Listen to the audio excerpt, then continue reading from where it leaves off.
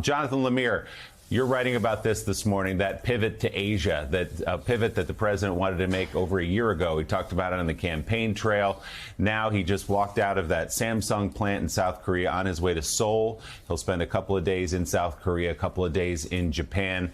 And a show of strength. I know you talked to Jake Sullivan and others, the national security advisor, about democracies standing together, not just in Europe, but also in Asia as a wall to China.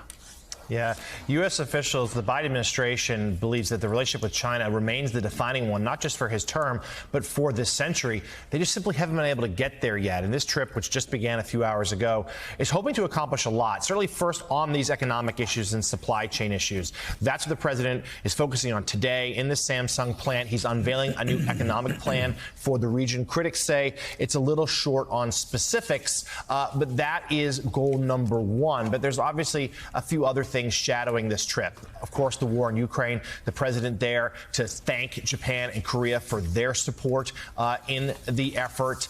There is, of course, growing concern about the escalation from North Korea. They've ruled out a trip to the DMZ. The president's not going to do that this time around. But U.S. officials, including Jake Sullivan, warned me that they feel like North Korea may try detonate a new weapons test while the president is in the region, which, of course, would be a pretty provocative act from a country that just only now is admitting they're in the grips of a COVID crisis. But all of this is really aimed at Beijing.